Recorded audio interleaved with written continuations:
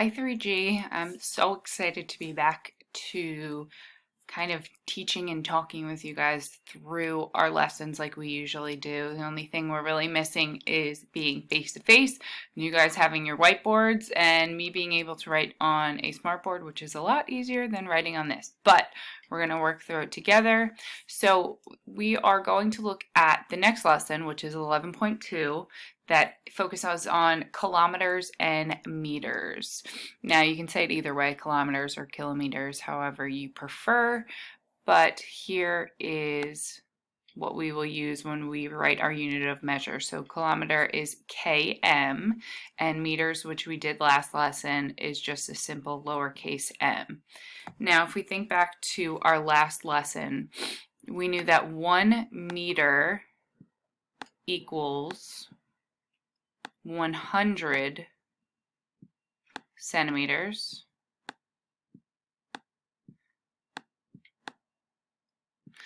So today we're going to be figuring out how many meters are in a kilometer, and we also will be working through measuring, converting different measurements from kilometers and meters to just meters, or meters to kilometers and meters. So we can use kilometers and meters to measure length and distance. So if we look at this example, it's telling us that the train is about 1,000 meters long. It is about 1 kilometer. So this is exactly what we were just talking about. So 1 kilometer equals 1,000 meters. And here's another example. So we have the school, we have Pam's house, and the zoo. From the school to Pam's house is 5 kilometers, and from Pam's house to the zoo is 8 kilometers. And here we have some conversions similar to what you guys did yesterday, just different units of measure. So the distance between the library and Ricky's house is 1 kilometer, 470 meters. They want the distance in meters. So we take our 1 kilometer and we know it's equivalent to 1,000 meters. So we convert that over to meters. And then we have what is left over, that 470 meters, and then we will add it together to get our total of 1,470 meters. So using the picture from the last slide, the police station is 2 kilometers and 320 meters. So they want the distance in just meters. So here is where we will take our 2 kilometers. I'm trying really, really hard to write this neat for you guys. So 2 kilometers equals 2,000 meters, because in 1 kilometer there is 1,000 meters. So in 2 there is 2,000. Then we have left over our 320.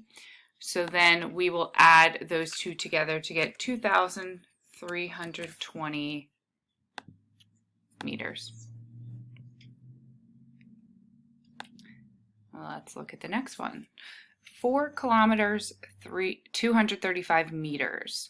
So we want to separate our kilometers here to where we have 4. And this is a helpful guide of the thought process we want to be going through. So 4 kilometers, we can think 4 times 1,000, because we know there's 1,000 meters in 1 kilometer. So we now have 4,000 meters. And then what is left is this guy. So he's going to move right down to 235 meters. And then we will add these two together to get 4,235. Okay, so just to be clear, what I just did there was I took my 4,000 meters and then I took my 235 meters and then I added them together in this last step to get this.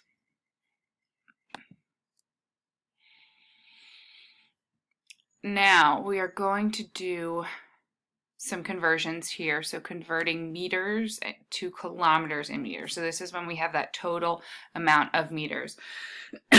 So, excuse me, a plane flies 2,790 meters above the ground. How high is the plane above the ground? Express your answer in kilometers and meters.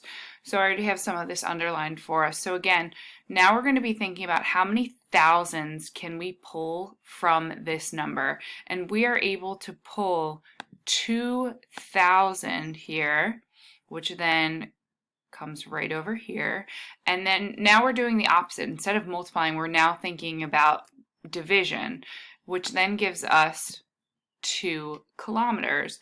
And then what we have left is 790, and that comes down here. And then we take these two and rewrite it finally to get this final answer of 2 kilometers, 790 meters. Continue to practice this.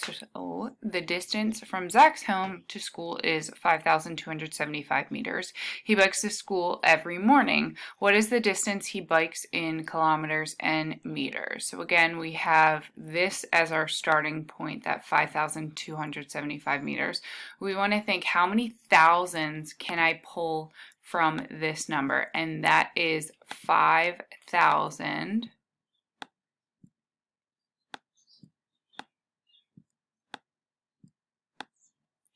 And then what I have left is my 275. So that's going to go here. Now, if you notice, our unit of measure is changing from here to here. So they want us going from meters to kilometers, and we are going to convert 5,000 meters to 5 kilometers, because again, there's 1,000 meters in 1 kilometer. Our 275 meters stays because we can't convert that to anything else right now. And finally, we would write our final answer, 5 kilometers and 275 meters for that one. All right, so the next one, 3,805 meters. So again, we're thinking, how many thousands can I pull from this number? So we're looking here, we can pull out 3,000 meters, which is equal to 3 kilometers. And then what we have left is our 805. So then our final answer should be 3 kilometers, 805 meters for this one.